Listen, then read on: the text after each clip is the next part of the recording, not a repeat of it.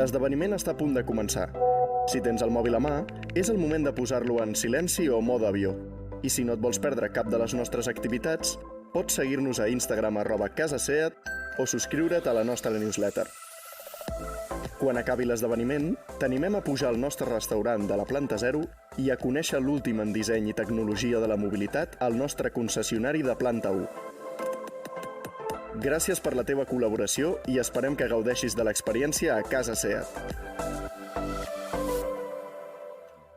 Impulso. Una fuerza eléctrica que nos mueve a hacer lo que sentimos. Un latido que solo contiene emoción. Como seres humanos generamos ese impulso. Y nada nos lleva más lejos que aquello que nos sale de dentro. El impulso de una nueva generación. Cupra Born, 100% eléctrico. Hola, què tal? Benvingudes i benvinguts en aquesta trobada de cinema i literatura, vides de pel·lícula. Un aplaudiment, sisplau, per tots els autors i les autores. Que passin vergonya una mica, sisplau. Ja la passaran demà, també. O no, demà és un gran dia. Demà és Sant Jordi.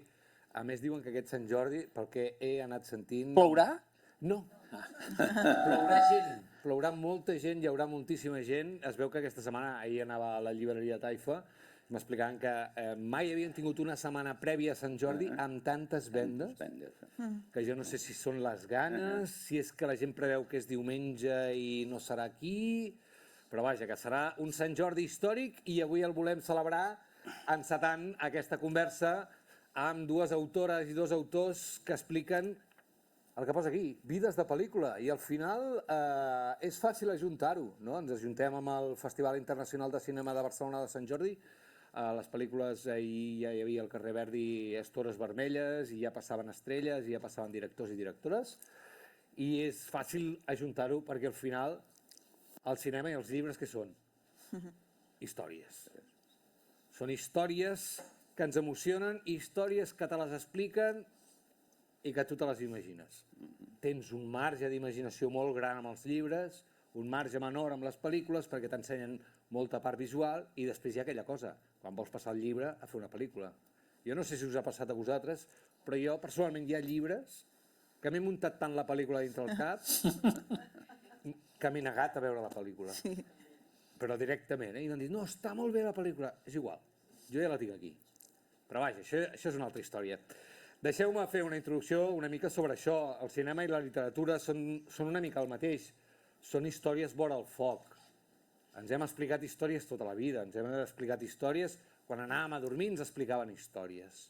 Quan hem fet campaments ens explicaven històries. No sé si us en recordeu, heu viscut aquelles històries de por, per exemple, que s'explicava. N'explicava un, n'hi ha un que la sabia explicar molt bé, sempre normalment, i 7 o 8 que ens cagàvem de por, no? I llavors t'explicava aquella història, que van dos amb un cotxe, que s'acaben de casar, i de sobte engeguen la ràdio i senten s'ha escapat un boig del manicomi. I de sobte el cotxe, pop, pop, pop, pop, els hi falla. I, ai, què fem? Antoni, ell es diu Antoni. Antoni, què fem? Antoni, que és molt valent, diu, això ho arreglo jo, surt. Ella està inquieta, va mirar a veure si hi és, no hi és, no sé què, i de sobte sent un soroll a dalt que fa pum, al sostre, pum, pum. Aquella teniu la pel·lícula al cap. És només explicar una mica la història i ja tens la pel·lícula al cap. Com acabava aquella història? Algú la sap? Malament. Molt bé. Un 10 per la Care Santos.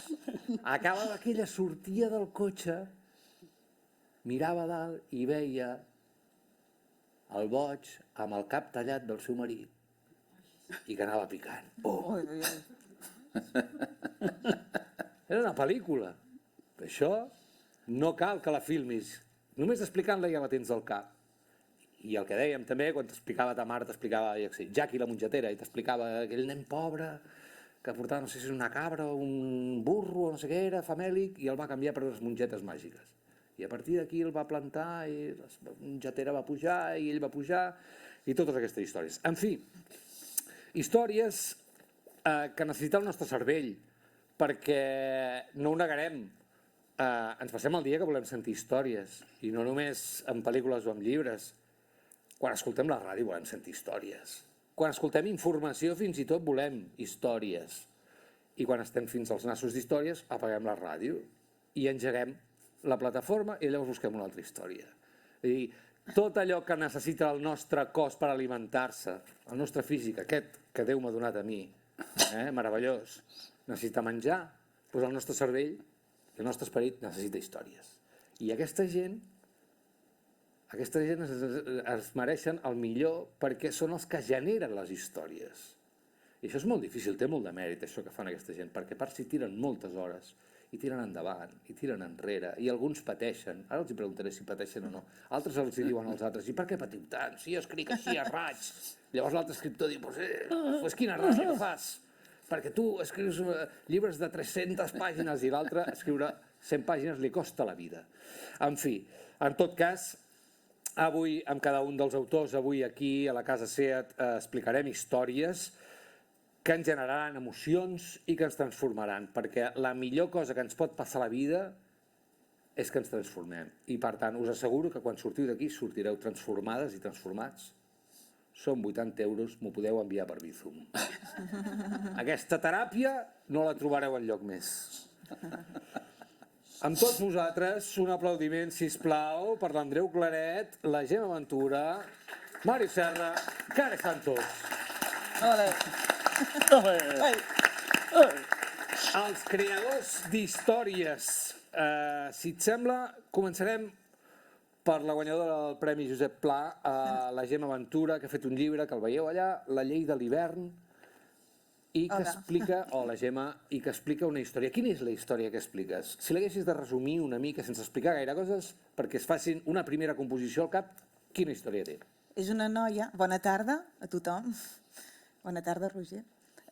És una noia que torna al poble on va néixer per vetllar el seu avi, no? Mentre s'està morint. I aleshores, mentre està davant del llit, ella va fent tot de reflexions que jo em faig sobre el sentit de la vida, sobre el pas del temps, sobre quines són les persones que ens fan ser com som, no?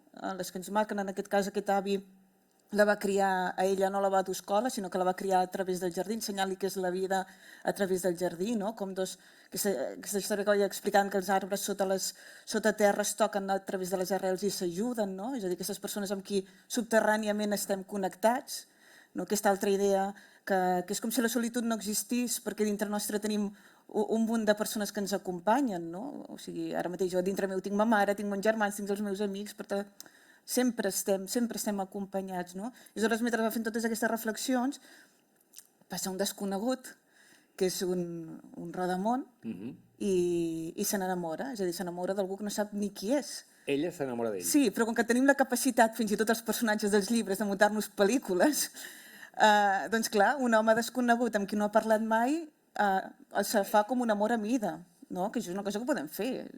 L'amor hi ha certa inventiva en l'amor a les persones que ens estimem, fins i tot d'un desconegut, el podem fer a mida absolutament, no?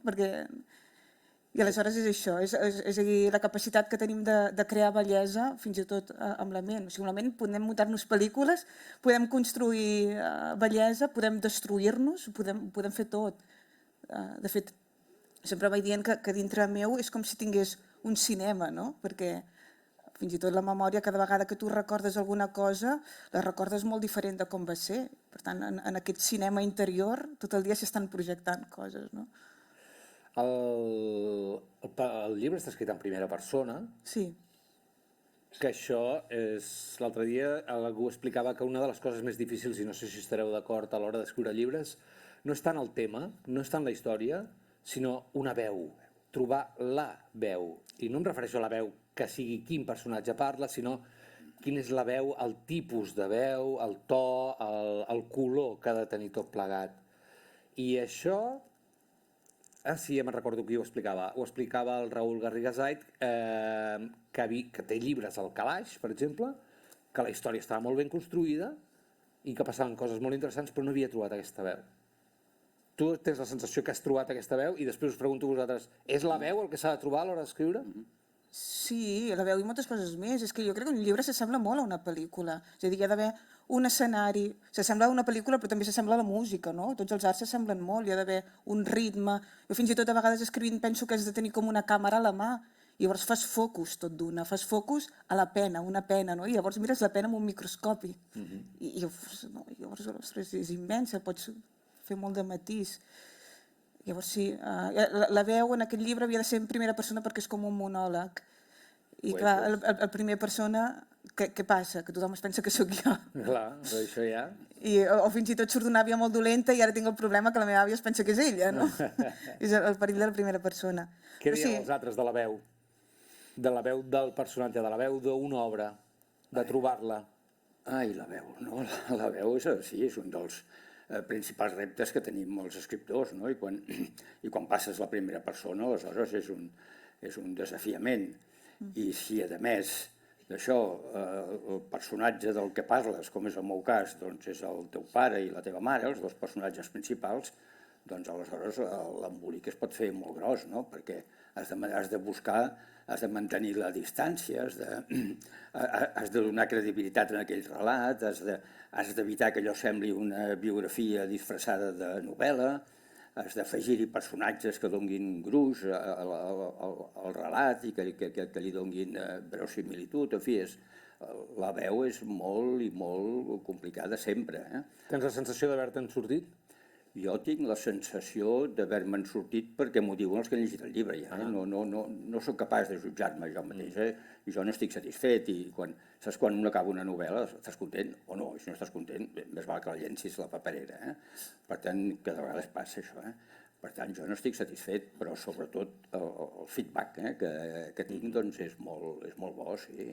Jo us he de dir que els he llegit tots 4 sencers, no perquè no en temps, però els he llegit i trobo que la veu està molt clara en tots els casos. En el teu cas, per exemple, Màrius, és una veu complexa de trencadís perquè hi ha 3 històries al mateix temps. La seva, dius, és més fàcil fer una història d'una sola història o de 3? Depèn de com siguis, igual és que tu a dintre sents moltes veus. Això també passa, sí. Jo penso que una de les decisions principals quan comences una història és qui l'explica. Hi ha decisions que poden semblar tècniques, no? Però en aquest cas jo vaig acabar optant per fer com una mena de compte enrere, fer una novel·la en tercera i segona persona, interpel·lant un personatge en comptes de substituir-lo, posant-me a la pell d'algú, però sense suplantar la seva veu, i al final vaig acabar fent un apèndix en primera persona que realment... no parlo de la meva àvia, però sí que sóc jo, diguem, no? I en certa mesura tanco el procediment que m'ha portat a explicar la història d'aquella manera. Que fàcil tot, Màrius, que fàcil, ho fas? 3, 2 i 1, ja ho veus? No, però mai no havia començat una novel·la de tantes maneres diferents com aquesta. Vull dir que això de les decisions de qui ho explica i com ho explica em sembla fonamental i de vegades t'encalles aquí més que no en allò que vols explicar. En el com, més que no. Sí, ara li pregunto a la Cari, però estic pensant, si faig la recomposició de les 4 obres, París era amb nosaltres, La llei de l'hivern, El boig dels ocells i La dona més pintada, en el cas de la Gemma, no està basat en un personatge real, que tu coneguis o sí? No, sempre un llibre està fet de veritat. La seva àvia. D'acord, la seva àvia. Però, en canvi, tant l'Andreu parla dels seus pares, tu parles d'un personatge conegut, que és un pintor, la seva musa, o com li vulguis dir, i la Care parla d'uns personatges que són reals en el Nova York de finals del 19. Això també és el que deia l'Andreu, també és interessant com fas que una història real no sigui una pura biografia, no? Això de la veu. És un repte i de fet, jo crec que hi ha 2 decisions aquí sobre el que parlàvem. Una cosa és el narrador, que és la decisió com tècnica, d'ofici, que has de saber qui narra aquesta història, perquè pot variar molt, depèn de qui tris que l'expliqui. I després hi ha el to, això que dèieu, no? I el to, això no té a veure amb la tècnica, té a veure més aviat amb l'emoció que tu vols transmetre, amb el que tu tens dins l'ànima, que és el que vols que el teu lector rebi o del que s'encomani. I a mi això és el que més em va costar en aquesta novel·la. Jo faig, per fer un símil pictòric, no?, que connecta amb la novel·la del Màrius, doncs jo faig tastets, faig proves de color, no?, dels narradors, i provo la primera, la segona, la tercera. En aquest cas ho tenia bastant clar, que no volia ni una primera ni una segona, volia una tercera. Però en canvi el to, volia un to distès, amable, irònic, no?, que s'allunyés una mica del lector, que jugués amb el lector, que no fos gens del segle XIX, que no fos tràgic, que no fos gaire grandiloqüent. Llavors, això va ser difícil, va ser molt més difícil i em va fer patir una mica. Això m'agrada. Ens aturarem aquí al patiment perquè una cosa que és molt agradable en general és veure la gent patir des de fora. Gràcies, Roger. No, llavors us preguntaré la quantitat de patiment i que em dongueu detalls d'aquest patiment com a escriptors, perquè ens ho puguem imaginar, ens puguem imaginar una petita pel·lícula de terror en el moment d'escriure un llibre. Hi ha gent que no, hi ha gent que escriu fluid, senzill. T'he de dir que, per exemple, en el llibre de la Gemma, això que deies del to i del color i de l'emoció, jo em vaig apuntar un parell de coses aquí, de notes, del principi del llibre, de les primeres 20 pàgines, que és les primeres reflexions de la noia que torna del poble i està parlant amb el seu avi, que l'està vetllant perquè està a punt de morir, i vaig apuntar sobrietat, escriptura molt neta, primera persona, i no hi ha punts i a part. Fas una escriptura a raig durant moltes pàgines on tot és realment com si fos el cervell d'aquella persona. Perquè si ha de ser un monòleg interior, s'ha de semblar el que penses, no? I per tant... Que difícil això, Sí. Perquè el cap ens va molt boig, Per tant, no hi ha fins i tot ni diàlegs, tot és a tota castanya, no? I alhora, potser amb aquest, que és com un tros de fang, també un llibre, no?, que l'has d'anar així agafant, no? El que jo també volia era graduar la intensitat, no? Jo escolto molt, per exemple, Tchaikovsky, no?, que és la passió d'ara estàs, que és la felicitat i després està batut sota terra, no? I ara està trist i després torna a tenir fe. No estava bé, en Tchaikovsky. Sí, però a mi m'agradava molt, però jo tampoc estic bé, llavors, no? Jo tampoc, ja ens ajudarem. I per tant, aquest llibre també volia arrossegar aquesta noia a la desesperació i després donar-li una mica de fe. Vinga, cap amunt, que al final la vida és això, no? La fe és el rodamunt, per exemple? Sí, l'amor, la fe és l'amor, no? S'enrotllen o no? Jo ja ho sé, I és guapo, És guapo. Moltes coses aquí, la Gemma parla de coses que jo crec que al final tots, quan escriviu, també acabeu parlant, que és de nosaltres mateixos, de les nostres inquietuds. Vull dir, si vas al més gran, si vas a Shakespeare, al final, gairebé l'altre dia hi pensava, tots els arguments de Shakespeare són una excusa per parlar de la por de l'ésser humà davant de la vida i de l'angoixa que sent. Ho pot fer Shakespeare, ho pot fer Bergman, que a vegades són més directes, gairebé psicoanalítics, o es pot fer amb una història més indirecta. Però al final es parla del lloc que ocupem al món. En el teu cas, el personatge s'ho pot permetre més perquè ho explica en primera persona i ho pot exposar d'una manera més clara, i en canvi en els seus altres llibres ho es fa d'una manera més indirecta. En tot cas, el llibre de la Gemma, ja us dic ara, que té un color, té un to, és hivern, tot el llibre és hivern, no és que sigui hivern, sinó que es destila hivern, es destila aquell fred que sents per dintre fins i tot, i la veritat és que està molt bé. Jo no sé si has pensat, Gemma, o tenies, ja que estem parlant de vides de pel·lícula, això també us ho preguntaré a vosaltres, en alguna pel·lícula, tenies alguna pel·lícula al cap quan escrivies el llibre? Algun referent? Això que dius de l'hivern és un llibre i una pel·lícula i una cançó està fet de contrastos, no? Per poder parlar de la llum has de parlar de foscor. Jo parlo de l'hivern perquè hi hagi llum al final, hi hagi una primavera al final, no? Vull dir. I de pel·lícules n'hi va haver un que a mi em va anar molt bé, que és el David Lynch. Perquè vaig pensar, aquest home fa el que vol. Sí.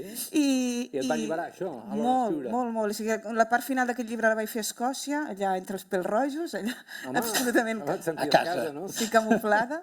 I vaig mirar moltes pel·lícules seves, entrevistes, i pensar, aquest home és que m'encanta, perquè fins i tot a l'hora de crear no hi ha cap mena de censura ni de res, i diu que hi ha, o sigui, fins i tot deixar que l'inconscient faci, no? Que jo trobo molt interessant, és a dir, escriure com si escrivés algú de dintre teu. Sí que has de tenir el control, però deixar una mica anar, no? I per tant el David Lynch a mi m'agrada molt, Blue Velvet, no? No s'entén res, però ens agrada. No, però ja està bé que no Sí, s'entengui res. no, jo també estic a favor, vull dir, Lost Highway m'encanta, és una pel·lícula Sí. que m'encanta. Però per aquesta soltura, no? Abans deies que hi ha d'haver molta veritat en un llibre, que en llibre parlo de baixar al soterrani de tu mateix, no? En aquell lloc on pràcticament ningú hi va, i llavors com s'hi va aquí dintre, no? Jo a vegades hi vaig a través per Leonard Cohen, no? M'hi fa anar, o la Mercè Rodoreda, o el David Lynch, no? A vegades hi ha persones que fan anar aquesta profunditat teva per agafar alguna cosa, un diamant, no? D'allà i treure'l, o una miqueta de llum i treure-la, no? Fantàstic. És el que he intentat fer en aquell llibre. Doncs bon Sant Jordi per la Gemma. Els llibres, ja ho sabeu, són aquí darrere, vull dir que després, obligatòriament, no sé si us han dit, n'heu de comprar un de cada. No, jaja, no, és així, és així. Un de cada, com a mínim 3 de 4, ja escollireu quins. La Gemma ens ha portat a David Lynch, ens ha portat a aquest interior, anem a la dona més pintada, bàsicament perquè ho tinc així per ordre, no per res, però del Màrius Serra i de la novel·la del Màrius Serra ja ell explicava, és una història amb 3 històries, amb 3 angles diferents, un lapse de temps, però un personatge principal, que és en Palau Ferrer, que era un pintor. D'aquesta novel·la han dit, Màrius, de tu, excel·lent novel·la, potser la més rodona de Màrius Serra. Bueno, No sou, cal que digui t'han de dir res. els altres, no, exacte. No cal que diguis M'he quedat quadrat. No cal que diguis res. Però escolta'm, tot neix en el moment en què tu descobreixes aquest pintor Palau Ferrer, que et sonava d'alguna cosa o no? No. De res. A algú li sona un pintor que es diu Palau Ferrer? Doncs és un senyor que durant X anys, 15 anys, 10 anys, va estar cremant els seus quadres. Pintava els quadres i quan els acabava, els cremava. Sí. Clar, a tu això et va picar la curiositat Home, i tant. i et va portar a investigar Palau Ferrer. Què vas descobrir? Qui és Palau Ferrer i quina història hi ha a la dona més pintada? Sí, el punt de partida és aquest, és a dir, quan t'assabentes que un artista amb el que costa la creació es passa 10 anys cremant els seus quadres i que, diguem, això transcendeix molt, mires per què carai ho podia fer. I la segona és quan comences a veure que ell era considerat en els anys 70 Picasso II, l'anomenaven, quan exposava a Madrid a la Biblioteca Nacional, obria les pàgines de cultura de l'ABC i tenia una cobertura, l'entrevistava un senyor que, vaja, suposo que recordareu, veig joventut, però també hi ha joventut acumulada aquí. Joventut Per tant, José María Íñigo, Sí. Estudio Abierto, Sí. doncs el paio allà, veies com és que jo ara no en sé res. I durant tot aquest temps de l'escriptura de la novel·la a tothom m'hi trobava que no el sonava. No? I el motiu, estirant el fil, em va portar gairebé a Perry Mason directament, perquè tot venia d'un litigi que havia perdut davant d'un promotor al qual li havia comprat una casa amb el seu art, diguem, amb la força del pinzell. I tot anava bé fins que algú li va fer entendre que potser l'havien estafat, que potser, diguem, la cotització era, diguem, més baixa, li havia fet un contracte que li pagava per metres quadrats de pintura a l'oli signada, no? Que era una cosa estranyíssima, i llavors ell va deixar de fer-ho, el va denunciar, i el Tribunal Supremo va fer una sentència, que podria passar a la història de l'art, any 74, que va obligar el demandat, és a dir, el pintor, a satisfer el demandant amb 42,42 metres quadrats de pintura a l'oli, firmats davant del jutge del Reus. No sé si ho heu entès bé, això. És a dir, aquest senyor que era un pintor, que era el Picasso II, de sobte un admirador d'ell, Sí, un que col·leccionista. tenia quartos i volia quadros, li va dir, escolta'm, ara pintaràs només per mi, jo et compro una casa a tu, i aquesta casa te la quedes, a canvi que em donguis X metres quadrats en pintura. Clar, que eren una borrada. Sí. I això, per satisfer això, va estar quants anys? Clar, va portar 2 anys que estava content, fins que algú li va començar a dir, escolta, això és un forat negre, no pares de donar-li, no? Si el teu admirat Dalí amb un sol quadre ja li donarien aquesta casa, i això el va picar, diguem, i llavors és quan ell s'hi va negar. Que, per cert, ara m'agradaria preguntar-vos si vingués un magnat Ara. i us digués la planta d'aquí dalt de la Casa Set, que és gran, que fot 500 metres quadrats per vosaltres, però m'escriuràs un llibre cada 4 mesos. Aquesta que ha costat 42 Sí, milions. No? sí. Te la regalo. Però durant 10 anys vas escriure un llibre cada 4 Ara, mesos. ara. Fantàstic. Sí? Diries que sí? Pot ser un llibre petit. Ho intentaríem, no? No, No estem dient les pàgines. 200 pàgines, va. No ho faríeu. Seria negociable. Seria negociable? Sí, Sí. hauríem de negociar-ho. Quanta gana que passem els escriptors. I els catalans? Que... Més, Ens podríem tornar, no? Fer una mica... Exacte. amb pseudònim, no? Sí, bueno, aquesta història és molt potent, Sí. però tu la barreges amb una història de vida. O sigui, Clar, no expliques només el litigi, sinó que No. te'n vas enrere amb com comença Palau Ferrer i la dona més pintada apareix. Sí. La dona més pintada és una model real que ell en el període de formació a París se'n va enamorar i això vol dir que aquest senyor es va passar tota la vida fent retrats de dones amb fesomies diferents però els mateixos ulls. Sempre els ulls verds, ametllats, molt picassians, diguem, amb un punt postcubista. És aquesta que veiem a la portada? És aquesta de la portada, és un dels quadres que va haver de pagar per la sentència i que està al Museu de Reus avui. Esclar, aquí la veiem reduïda, perquè aquest quadre fa més de 2 metres d'alt i metre i mig d'ample, perquè, clar, havia de pagar 42,42 metres quadrats. Els va fer grossos, ja. Ja s'hi va posar. Sí. No, però clar, ell es negava a pintar en abstracte, perquè la gent li deia, home, fot 4 taques, aquí fes de miró, tal. I ell, no, però jo després vaig descobrir, veient els contractes, que hi havia una clàusula que el promotor podia triar. Per tant, si li portava segons què, podia dir, no, aquest no m'agrada. Però perdona una Aquest no cosa, m'agrada. això ara de sobte m'ha vingut al cap la clàssica història de tantíssimes tradicions que l'hem sentit moltes vegades en tradicions rurals americanes, afroamericanes, del dimoni comprant-te l'ànima en un creuament de... No? És Goethe, en és Crossroads, Goethe. no? Si vols tocar la guitarra com els àngels i ser el millor bluesman, m'has de vendre la teva ànima. És una compra de l'ànima d'aquest senyor. Però n'hi ha hagut molts d'artistes que han venut l'ànima a canvi de poder continuar fent allò que Inclús feien. per la planta 42 de la Casa Seat, Fins i se n'han tot, i venut per menys, per menys i tot. No, però sí, el conflicte és aquest, és art i comerç, i per tant la llibertat del creador, que fa el que vol, com el David Lynch, o tu, i el que ho posa en un àmbit de mercat, no? I aquest àmbit de mercat té unes regles molt determinades i es monetitza, que diuen ara, no? Clar, jo això em vaig trobar que era un tema que a mi m'interessava des de la ficció, però que aquí em trobava un cas real, que ja el trobava, no? I llavors sí que vaig barrejar, que per això hi ha aquest joc de persones, el que era el litigi, la història, amb la història d'amor d'aquest model, que és una model que no vol veure els quadres que li pinten, no vol ni veure com la representen, perquè no vol que la capturin, diguem, que no facin un ideal de bellesa, i és una model lliure i empoderada. Hauríem de dir, segons l'Institut d'Estudis Catalans, apoderada, però com que la presidenta ja diu empoderada, jo l'he sentit dir, la Teresa Cabré, jo també ho dic ja. A punt lingüístic, sempre el Màrius, sempre a punts lingüístics. Empoderada. Ja ho sabeu. Però bé, en tot cas sí que hi ha aquesta doble vessant de la vida interior, que sovint és la vida de la creació, i aquesta vida exterior, que és quan xoca amb allò que anomenem realitat. No? És el que dèiem abans, torna a ser, com la majoria d'històries, un personatge que intenta descobrir qui és i fins on pot arribar i com encaixa amb la societat i quines són els seus somnis i les seves frustracions davant de la incapacitat de tirar endavant aquests somnis.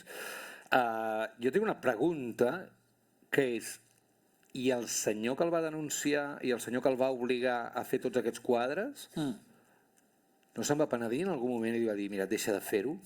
Perquè devia quedar fatal aquest senyor. Sí. O sigui, el senyor promotor, Miquel Pairats Fenollosa, de les mateixes inicials que Matías Palau Ferrer, per cert, era un col·leccionista i un amant genuí de la pintura. Per això li va demanar, doncs, dona'm quadres, no? Passa que ell va guanyar el judici, però va perdre la imatge i va quedar com el dolent de la pel·lícula. Totes les cròniques de l'època, tota la premsa, tothom es va posar a favor de l'artista, menys els jutges, perquè realment l'artista va incomplir el contracte. I, per tant, per això va perdre. Ara bé, el que va passar, que això m'interessava molt també, igual com l'un comença a cremar els quadres que pinta com a protesta i com a redempció dels seus pecats, d'haver estat innocent, ingenu, de no haver-s'hi fixat bé, l'altre s'adona que ha quedat com el dolent i llavors fa donació de tots aquests quadres tan grans, tan enormes com el de la portada de la novel·la, a 5 ajuntaments de l'entorn amb els quals treballava com a promotor. Reus, Valls, Tarragona, Vila-seca i Alcover. I ja vaig detectar totes les cròniques del Diari Espanyol de Tarragona de l'època, el dia de la donació, no? Que eren com actes així, amb un gran quadre, el senyor Peirats hace donación para las víctimas de los subnormales, no sé, tota aquella terminologia a l'època, però la cosa benèfica que presentava o la Mari Sant Pere o el Maginet Pelacanyes, que potser si algú de Tarragona sabrà qui és, però era un ninot, diguem, una estrella de la ràdio de l'època, tots aquests actes socials van acabar que no van recaptar ni un euro. Per què? Perquè eren tan grossos els quadres que no cabien a cap menjador. No els va comprar ningú. Vol dir que 50 anys més tard formen part dels museus d'aquests 5 municipis. I aquest, el de la coberta, el vaig anar a buscar i el tenen al magatzem de Reus, que ja el van exposar l'any 21, que era el centenari, però ara el tenen guardat, que me'l van haver de treure d'un d'aquells armaris. Perquè és massa gros. Oh, sí, el van posar dret, vaig haver de pujar una escala jo per estar a nivell de la dona més pintada. 2 metres fa dalt, sí. Espectacular, espectacular. Us heu imaginat tota aquesta història, sí? Doncs ara, tots els detalls en el llibre que hi ha aquí darrere. Perquè són importants també els detalls. Una cosa és explicar la història i després gaudir de la manera com l'expliqueu i com ens feu arribar totes aquestes sensacions. Remata-m'ho amb alguna pel·lícula. Tens alguna pel·lícula al cap? Mentre feies el llibre pensaves en alguna pel·lícula? O en tens alguna ara? Sí que hi pensava perquè les pel·lícules de judicis a mi m'han agradat sempre, però esclar, això no és el Sidney Lumet, per exemple, que fa el 12 homes sense pietat, o el veredicte final del Paul Newman, tal, però el cas era una mica diferent, no? I aquí jo el que sí que recordo haver vist, que no sé si me'n recordaré ara, el James Ivory va fer una pel·lícula de Picasso, sobre Picasso, amb l'Anthony Hopkins fent de Picasso i tal. Aquesta sí que la vaig mirar perquè em donava una mica el to de l'època, sobretot també de la banda de París, que després ja segur que l'Andreu també parlarà de París, i aquí París ens acaba germanant a tots, no? Però sí que m'interessava trobar detalls. Tu ara deies això dels detalls, la Rodoreda deia que en qualsevol novel·la i en qualsevol llibre el més important eren sempre els detalls. Evidentment, els detalls d'imatge, de pel·lícula, són diferents que els detalls de novel·la perquè treballes tu amb el que veus. Ara, jo treballava amb moltes imatges, perquè tot i que va cremar els seus quadres, la pregunta de en queda cap, la resposta és sí, en queda molt, va cremar els seus quadres 10 anys però davant de les càmeres, com a protesta, i ell continuava fent-ne i en continuava venent. I jo he trobat molts col·leccionistes i he vist molts retrats femenins i l'obsessió que tenia per aquests ulls verds de la portada, però que n'hi ha desenes. De manera que Google Images i Instagram, que jo vaig començar a penjar l'any 19 imatges de quadres de Palau-Ferrer a Instagram i van començar a sortir gent que l'havia conegut i vaig començar a estirar fils. Per tant, ja era cinematogràfic, diguem, des de la pròpia gènesi.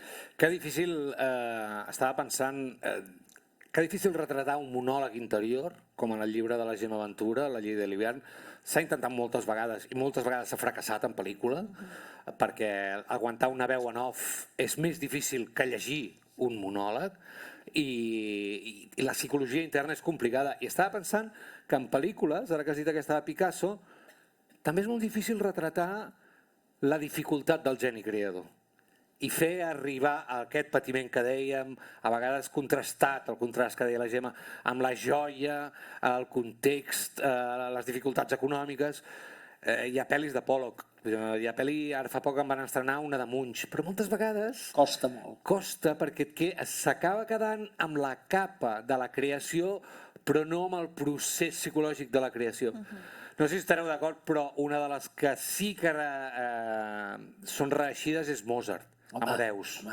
No? Amadeus no només retrata bé el món, l'època, sinó que retrata bé el personatge i aquella bogeria gairebé infantil d'aquell geni, no? Però si m'ho permets, perquè té un antagonista fort, també, per Salieri. És a dir, gràcies a Salieri destaca el geni creatiu, Vull dir, hi ha tensió narrativa. I se'l van haver d'inventar, aquesta rivalitat. La van crear. La van crear perquè no hi era realment tant aquesta rivalitat. La dona més pintada, un aplaudiment per la dona més pintada, home. Ole. Patiu escrivint? Estones. Va, tu pateixes? El que més pateix, aviam. Jo sóc el que més pateixo, no ho sé, el que he patit molt en aquesta novel·la, segur, sí, perquè aviam, jo havia escrit 3 novel·les ja sobre la guerra, sobre l'exili, perquè sóc fill de l'exili, per tant em semblava que hi havia un buit, malgrat algunes obres icòniques de la literatura o del cinema que tots coneixem, però hi havia un buit, em sembla que és un episodi essencial del que va passar a la primera meitat del segle XX a tota Europa i hi ha relativament, hi ha molts llibres d'història, com tothom sap, però hi ha poca narrativa. Per tant, havia ja fet 3 novel·les i em semblava que ho havia de completar amb una novel·la que no fos la història, amb aquesta H majúscula que tots tenim al davant quan fem novel·la històrica, sinó històries, històries més menudes, de personatges normals i corrents, d'origen humil, com havien travessat tot aquest túnel terrible que va del 36 fins al 45, per aquells que es van exiliar, des del començament de la Guerra Civil Espanyola fins al final de la Segona Guerra Mundial, 10 anys perduts i tal. I vaig fer el que fem tots, intentar dibuixar personatges, fer aquestes fitxes de les que parlava una mica la Care abans, fins que em vaig adonar que els personatges els tenia a casa, que eren els meus pares, no? I aleshores perquè efectivament tenen, la seva història és la història d'aquest patiment i també la història d'una superació i una història, diguem-ne, que acaba bé, perquè acaba a París i tot el que acaba a París acaba bé, no?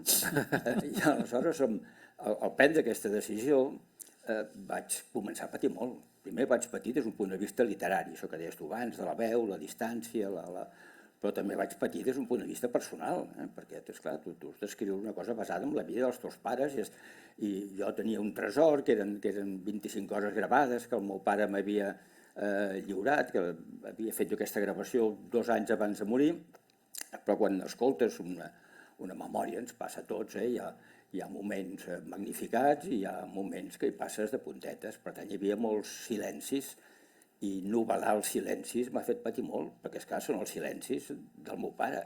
No? Quan tu t'inventes personatges, si no t'agraden, ho sabeu tots, hi ha moments que fins i tot els pots llançar a la paperera, no? Quan el personatge principal és el teu pare, home, si fos la paperera no hi ha novel·la, no? I per tant, novel·lar aquests silencis ha sigut complicat, jo diria que dolorós, perquè en alguns casos hi havia històries, famílies que han travessat l'exili són famílies trencades, són famílies que han passat moltes penúries i hi ha hagut sempre enraonies i lius, com hi havia en la meva família. Per tant, he hagut aquí de recomposar fils, d'anar a parlar amb uns, amb els altres, en fi, ha estat una epopeia des del punt de vista personal.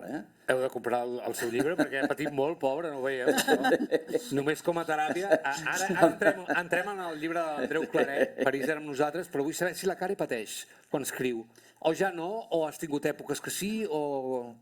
No, jo em penso que com més gran em faig, més pateixo. I no sé exactament per què em passa això, però evoluciono cap al patiment, diguem. Sí? Sí. I quin tipus de patiment?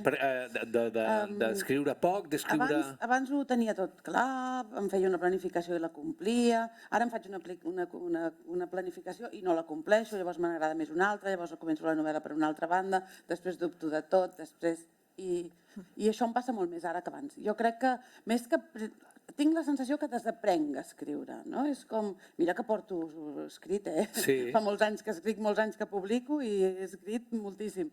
Però tinc la sensació que cada cop em costa més. No sé si és un tema d'obsessions personals, d'autoexigència, també, o simplement d'haver escrit tant que tu també t'esforces per no repetir-te, no? Per fer allò de no autoplagiar-te, que és el pitjor que pots fer a la vida. Estava pensant si pot passar amb carreres llargues que tinguis por de tu mateix, és a dir, que tinguis por o que de no estar a l'alçada d'alguna cosa que vas fer anteriorment, que t'estiguis comparant o que tinguis por de ser massa repetitiu, això que dius, no? Massa repetitiu, sí. Repetitiu. A mi la por de no ser jo mateixa em penso que la tinc controlada perquè m'agradi o no m'agradi, sóc jo mateixa. No hi podem fer res amb això.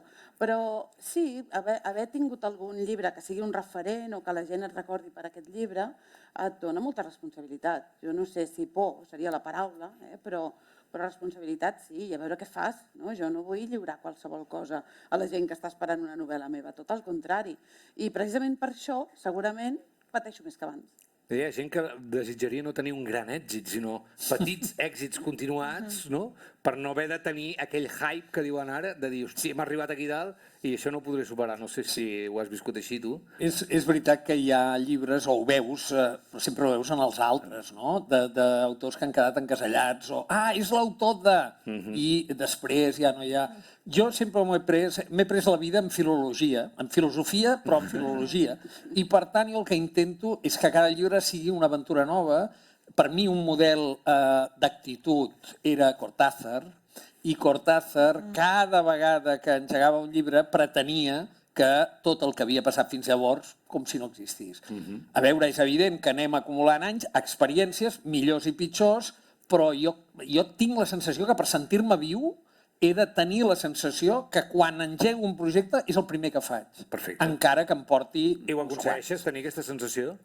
No sempre, però quan no ho aconsegueixo potser aquell projecte no m'interessa i no tira endavant. Saps? També hi ha dies meravellosos, que ara sembla que jo estigui aquí No, t'agrada. I, clar, la cosa és que et compensen els bons moments. Quan tens un bon moment, un dia bo, o ensapegues allò que vols fer, o poses el punt final, que és allò, el subidon final, no? Ostres, això compensa tots els patiments imaginables, això per descomptat. Avui la cosa va de literatura, però també va de cinema, i es diu Vides de pel·lícula, i el Barcelona Film Fest, recordeu, està aquí, és del 20 al 28 d'abril, és el 7è Festival Internacional de Cine de Barcelona Sant Jordi. Hi ha 70 pel·lícules, m'ho he apuntat una mica aquí, hi ha col·loquis, 16 activitats paral·leles i visites d'actrius i actors que han tingut vides de pel·lícula o que ens han explicat vides de pel·lícula molt interessant. Per exemple, visita Susan Sarandon. A quina pel·lícula l'associaríeu, Susan Sarandon? Telma i Luis. Quina vida de pel·lícula. Però qui era, Telma o Luis? I l'altra actriu, com es deia? Algú se'n recorda de l'altra actriu? Gina Davis, sí senyor. Hi ha nivell, es nota que és el BCN Festival, També passa per aquí l'Omar Sy, que és aquell actor francès de la pel·lícula meravellosa, també una història meravellosa, Intocables, que és aquell noi de barri que s'encarrega d'un tetraplègic molt ric i tenen aquest contrast de cultures. I també Wim Wenders, que el recordarem pel Cel sobre Berlín, o París, Texas. Per tant, aquelles històries que expliquen aquesta gent les podreu confrontar amb ells i en aquest magnífic també festival de cinema. Tornem a la literatura per parlar de París érem nosaltres, aquesta història d'exili. Si l'haguessis d'explicar resumidament, Andreu, quina història expliques tu en el llibre?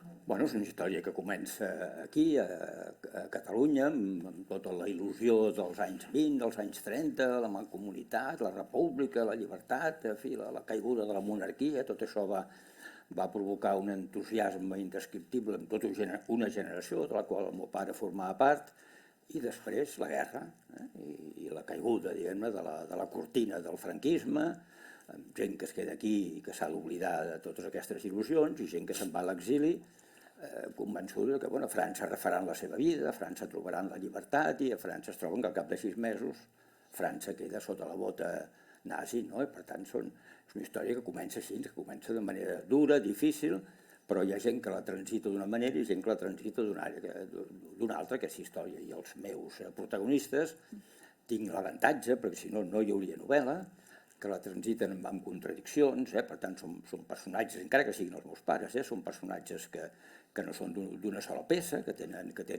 com ho són tots, no? Els seus dubtes, com ho són tots, sí. No, a vegades hi ha personatges lineals, però per una novel·la no serveixen. I aquests personatges, i a més s'enamoren, perquè el meu pare tenia un primer matrimoni, que era un matrimoni de conveniències, típics de l'època dels anys 20, i s'enamoren a l'exili. D'una francesa? No, s'enamora d'una catalana. També exiliada? Exiliada, també, una catalana que surt del camp d'Argelers, que també ha patit molt, que és molt més jove que ell, per tant han sortit per camins diferents, però el fet que s'enamorin és, diguem-ne, significatiu del pes que té l'amor per atrevessar tot aquest túnel, perquè els hi queda encara, quan es coneixen, els hi queda 4 anys d'ocupació a Alemanya i han de sortir-se'n, han de poder menjar, perquè una bona part dels exiliats catalans, alguns molt coneguts, el Pompeu Fabra, el Pau Casals, que surten a la novel·la perquè eren amics del meu pare, doncs es fotien de gana, i el meu pare era un home espavilat i troba mil i una maneres de sortir-se'n, però sobretot té l'avantatge de que travessa tot aquest període, o sigui, hi ha un personatge, però esdevenint un home, a través de la relació d'amor que estableix amb la meva mare. És a dir, és l'amor com una cosa que transforma un personatge que es podia haver degradat, que es podia haver espatllat, perquè la història... Tornem a parlar de la transformació, La transformació, sí. Per tant,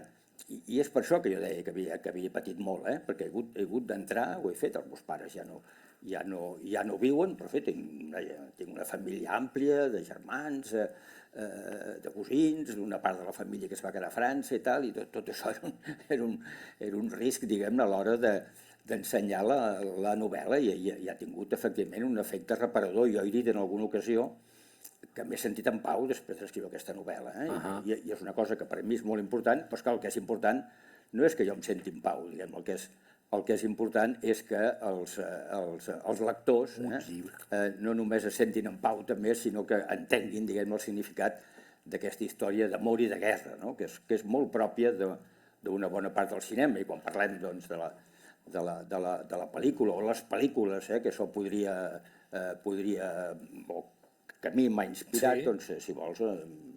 Ara t'ho preguntaré, però estava pensant que tu has dit una cosa abans, que és veritat que a vegades ens han explicat moltes vegades històries i hem vist pel·lícules de la Guerra Civil, però no sabíem què hi havia després. No sabíem què passava quan travessaven el Coll de Banyuls o Portbou. El meu avi també va estar en un camp argelès i no em va explicar mai què va fer allà, perquè no en volia parlar. Els meus pares sí, perquè a l'exili se'n parlava, tot això. Però en parlàveu entre vosaltres. Aquesta és la gran avantatge que jo tinc. A nosaltres no ens ho han explicat, respecte dels que us veu cada aquí, diguem, com a fills o com a protagonistes d'aquella època. A l'exili se'n parlava cada dia, era el pla de cada dia. Escolta, cada Nadal aixecaven la copa als grans, jo era petit, encara me'n recordo, l'any que ve a Barcelona, escolta'm, l'any que ve no estàvem a Barcelona i l'any següent tampoc anàvem a Barcelona. Això era la vida a l'exili, una cosa que la mamàvem cada dia, no? I per això jo l'educo dintre, i per això estic una mica enfadat amb el cinema, no només amb el català, amb el cinema en general, perquè jo crec que aquest període va ser tan dens, tan extraordinari, que em sembla que el cinema s'hi ha entretingut poc amb això. Totalment. Hi ha alguna bona pel·lícula sobre la guerra, la pel·lícula basada amb la novel·la d'Incerta Glòria, per exemple, és una pel·lícula esplèndida sobre la guerra, però sobre l'exili, poca cosa. Que és un moviment de 450.000 persones que en poques setmanes travessen el Pirineu passant per un poden, per anar a parar amb uns soldats senegalesos que els agafen i que se'ls enduen a Argelers, com va passar amb la teva família. No hi ha cap pel·lícula sobre això. Hi ha algun documental, però has d'anar a buscar coses filmades pels càmeres russos que estaven allà. És com si la pròpia societat hagués volgut posar una meta, un final, no? Un final de pel·lícula. Sí, home, però han passat 80 anys, no? Els guanyadors l'acaben a la guerra i els vençuts també diuen fins aquí, a partir d'aquí o comencem de zero o no ho podrem suportar. És veritat que la guerra va ser un mal assumpte a Catalunya. La Teresa Pàmies ho recorda, això sovint, sempre diu que és més fàcil, diguem-ne, narrar victòries que derrotes, no? I com que és una derrota, la guerra, i a més és una doble derrota, perquè és una derrota davant dels del Franco, que van passar al Llobregat amb els ponts sencers, però també és una derrota per nosaltres, que ens vam esbatussar aquí pels carrers de Barcelona. Al maig del 37 hi va haver unes batalles terribles entre republicans, no? I per tant és veritat que fa de mal recordar, però escolta, han passat 80 anys. La guerra és una derrota i l'exili és com un purgatori. No, perquè estàs allà i n'alvis. Tornarem, no tornarem, anirem al cel. Sí, però a més d'ambient tòxic, que diríem avui, és una paraula que no s'utilitzava als anys 30, però el poeta Carner sempre parla d'un ambient mòrbid, perquè l'exili, si es prolonga, fa delirar molt. Deixem llegir aquestes frases que poses al principi, precisament sobre això, sobre aquest exili que molts familiars no ens han explicat perquè ja no volien, els que van tornar com el meu avi, que després de tornar encara va fer la mili franquista, després d'estar a la guerra, després d'estar al camp d'Argelers, el van obligar a fer la mili franquista i quan va acabar va dir, jo d'això faig net, ja no explico res ni a la família. I en canvi, la gent que éreu a l'exili en parlàveu, però no arribava aquesta informació. Hi ha quatre punts aquí, diu la Mercè Rodoreda. era apocalíptic, però us diré una cosa, era exaltant. Jo era jove i tot allò era una aventura. El Josep Carner deia, l'exili polític és un clima mòrbid. I després tu dius, et cites tu mateix, que també em sembla molt interessant, diu, tinc la impressió d'haver viscut 1000 anys. No, això és el meu pare. Ah, això és el teu pare? Això és el meu pare. És el teu pare. Jo he viscut molts anys, però no 1000 anys. Amb aquesta vida d'exili... No, Home, veient la teva biografia, tu has viscut moltes coses. Sí, però no he viscut 1000 anys perquè avui les coses no tenen la intensitat que van tenir amb una persona nascuda l'any 8 i que ha viscut pràcticament un I són segle, ells? No són ells. No són Però ells, podrien ser. però això s'ha d'agrair, que per cert aprofito per parlar dels editors, perquè tots aquests dies que parlem del Sant Jordi parlem de les editorials i dels autors. I entre editorials i autors hi ha editors o editores que tenen un paper molt important, no només en buscar una bona portada. Voleu que en traguem alguna que sinó parli en que, Blau? sí, estaria bé, sí. Ella no vol. Sinó que el producte final sigui el que és. Jo estic, mira, ahir em vaig... Tornàvem de Reus de fer unes signatures i pensant en l'avui, dic, vol una pel·lícula que no vaig veure, que és aquesta de Genius. Aquesta, em sembla que és l'editor de llibres. Ah, sí, fantàstica. Bé, sí. I me la vaig veure ahir. Molt maca. Ahir la nit és molt maca. Molt maca. És el joc entre un editor i un escriptor esbojarrat, vull dir que i és un joc on tu t'adones, almenys en el món anglosaxó, però és veritat que és una altra història, el món anglosaxó com el nostre, però que un llibre és el resultat d'un periodista i d'un editor. És l'editor, si no m'equivoco, de Fitzgerald, no? Sí, de Fitzgerald, de Hemingway... Hòstia, aguantar tota aquesta gent. També el que aguanteu els editors, també, O sigui que bé pels... Millor que no surti, no? Millor que no ho expliquem, no, Cari? Un aplaudiment per l'Andeu, Claret. París era amb nosaltres i de París ens n'anem... Això que deies de les pel·lícules, tenies alguna pel·lícula al cap, tu? Sí. Quina? Perquè això acaba com una història d'amor. Doncs guerra i amor. Exili i amor. Sí. Quina pel·lícula? Casablanca. Casablanca. I París, no? París. Sempre ens quedarà París. Cari, ens n'anem a Nova York. Aquesta història és apassionant, també. Perquè parlàvem de la transformació i aquí la transformació és doble. És la transformació dels personatges, però és la transformació del món on viuen.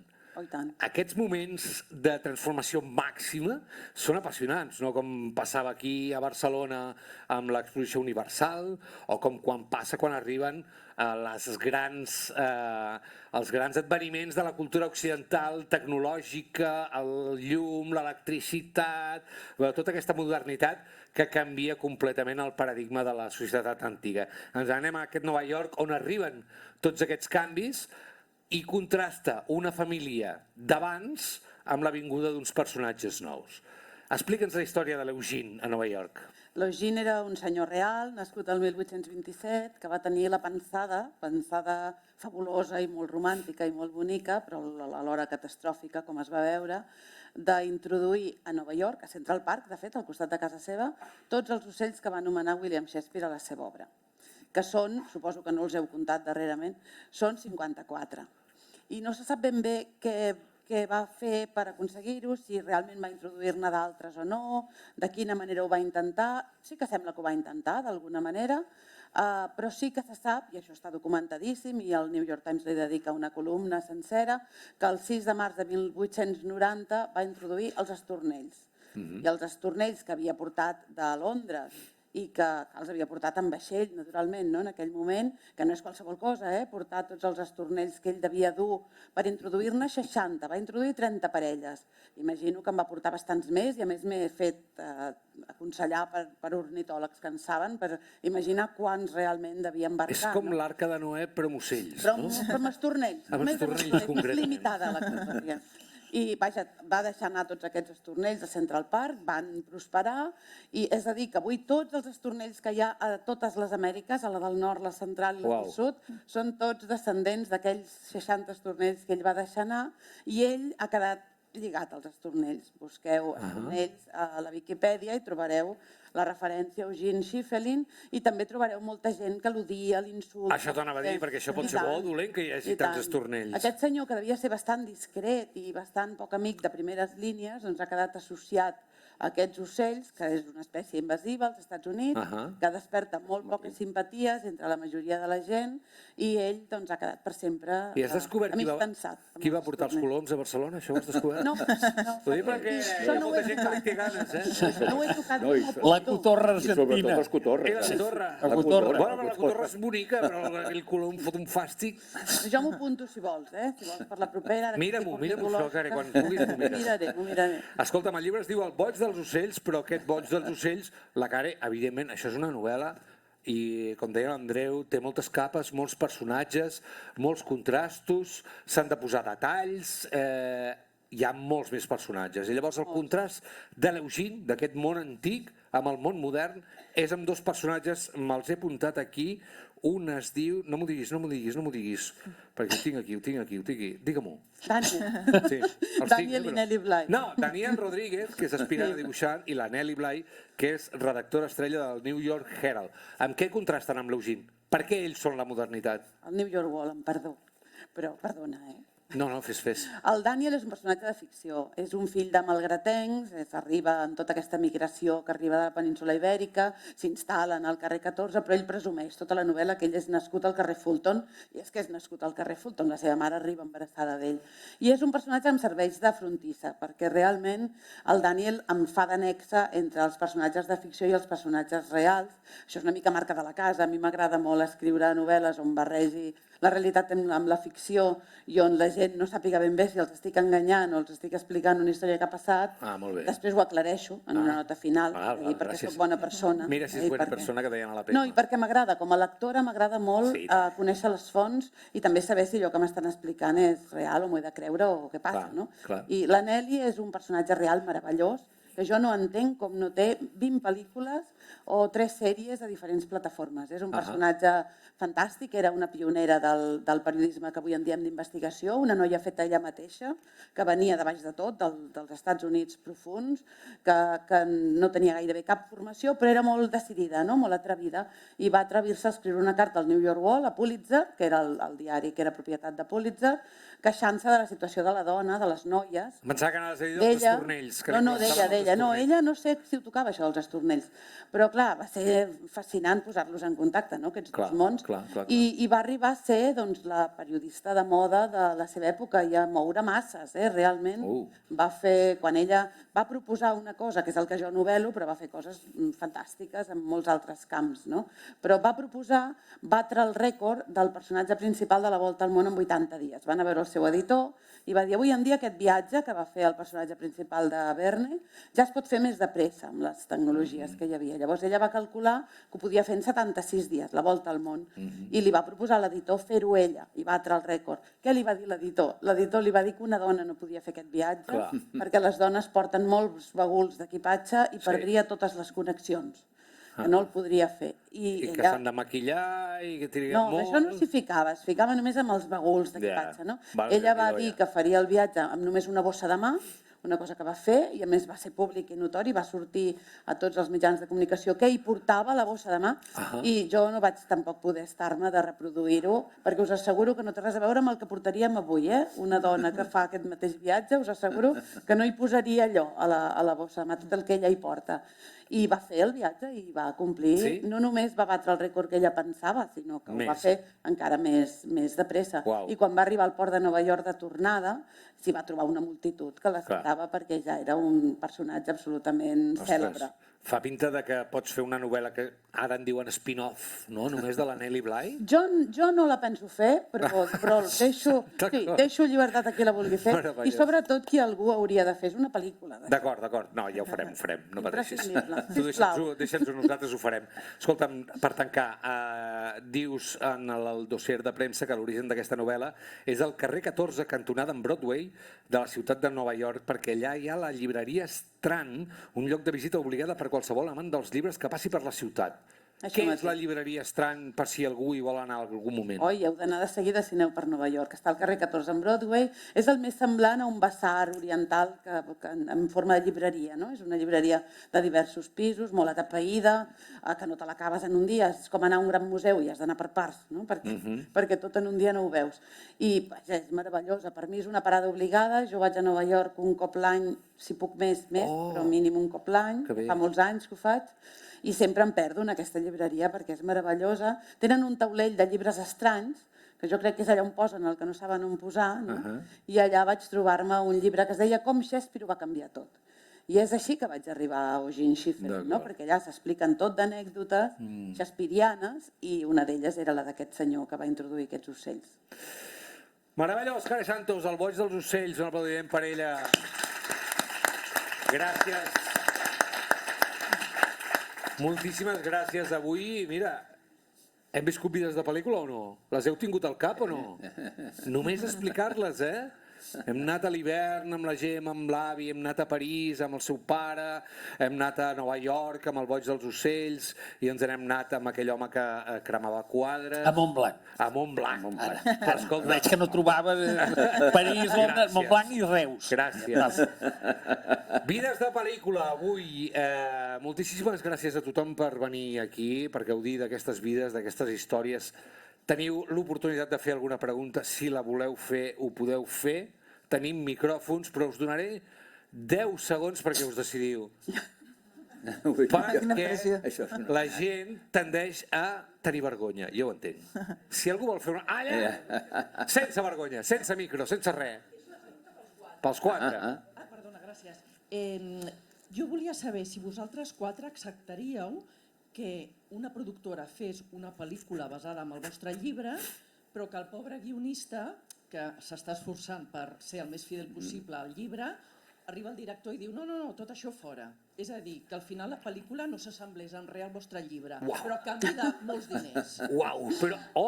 l'apunt final ha sigut que hi ha molts diners. Home, no, si afegeixes la cosa dels diners, no podem dir que sí. Però si no afegeixes els diners, escolta, jo crec que un guionista que fa una pel·lícula té dret a fer-la com vulguis, perquè es pot no només basar-se en una novel·la, sinó que pot inspirar-se en una novel·la. I jo crec que amb això a mi no m'agrada aquella cosa de que la gent va al cine i al sortir diu el llibre era millor. Escolta, el llibre era millor, és diferent. Però és un comentari de bon lector, aquest. Això del llibre era millor, sóc aquí. És un comentari de lector, que gairebé tots els lectors ens agrada més el llibre que la pel·lícula. Sí, home, però són coses, veiem-les com coses diferents, no tenim per què, escolta, perquè veure-les com... En una pel·lícula hi ha música, no sé, avui ho estava pensant, això, si tu veus Apocalypse Now, jo vaig veure primer la pel·lícula, després vaig veure que estava basada en un llibre, vaig anar al llibre, esclar, són coses diferents, però és que en el llibre no hi pot haver la música de Wagner, al llibre no hi pot haver el Carmina Burana i no hi ha el Marlon Brando. I també hi ha el fenomen, que passa poques vegades, però que l'han fet servir molt Hitchcock i Kubrick, que són llibres molt justets, que ells han convertit en grans pel·lícules. Que són meravellosos. Psicosis com a llibre no és cap res. No, escolta...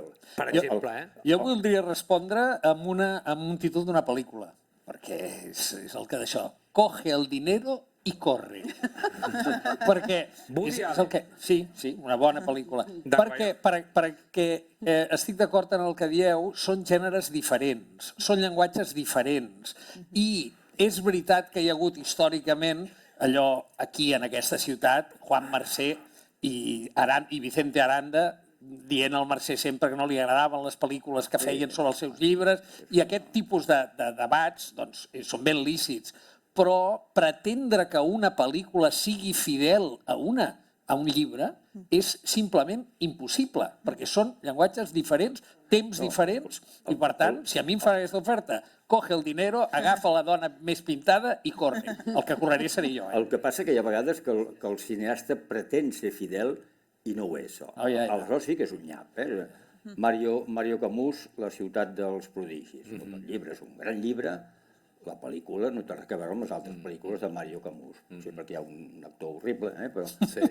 Ui, ja, ara ja entrarem. Vicente Aranda, tirante el blanco. Jo, si em permeteu, em posaré una mica al mig d'això, perquè A mi m'han adaptat una vegada al cinema. Vaig tenir moltíssima sort perquè el director que ho va fer va ser Lluís Maria Güell, que és meravellós, un home molt familiaritzat en adaptar projectes literaris, molt amant de la literatura, i el guionista era el Pere Riera, vull dir que em va tocar la grossa. Ara, clar, jo m'ho vaig poder mirar, això. Jo quan em van dir el director és el Lluís Maria Güell i el guió el farà el Pere Riera, vaig pensar que res pot sortir malament, no? Potser en un altre cas no hauria cedit els drets, no ho sé. No ho sé, jo no ho veig tant, això de coge el dinero i corre, depèn. No, depèn. és molt però personal, després, clar. un cop ja ho has cedit i un cop ja una altra persona s'ho fa seu, crec que teniu raó, que és un altre llenguatge, és una altra mirada d'un altre creador que pot fer el que bonament li sembli que ha de fer, no? Jo vaig tenir molta sort, però, tot i la sort, el cinema sempre topa amb el mateix, que és el pressupost. El pressupost sempre, i en aquest país nostre, especialment, no? És un drama. Vull dir, jo vaig haver de viure, vaja, jo ho vaig veure des de la distància. Qui ho van patir eren els que estaven treballant en el projecte, especialment el Pere Riera, que anava fent i refent el guió una vegada i una altra, perquè cada setmana, més o menys, hi havia retalls de pressupost. I van haver 2 o 3 personatges que es van convertir en un, hi havia una idea de fer uns decorats i no es van poder fer, hi havia unes idees d'unes localitzacions exteriors que no es van poder rodar perquè no hi havia pressupost, etc. I el primer projecte era fantàstic i l'últim era també fantàstic perquè hi havia molt talent, però molt retallat. Tot i així, a mi m'encanta el resultat final. M'encanta, m'emociona. És habitacions tancades, que ho podeu veure, es pot veure a la web de Televisió Espanyola i de TV3, que van ser les dues productores. Però jo m'emociono, trobo que la meva novel·la hi és, que l'esperit de la meva novel·la hi és i que es va fer una feina molt respectuosa i per mi molt emocionant. Fantàstic. Torno a dir que em va tocar la grossa. Doncs escolta, més contents no podem acabar. Per tant, ara el que heu de fer és 2 coses. La primera, aplaudir, la segona, comprar. Gràcies a tothom. Fins la propera, gràcies. Molt bé.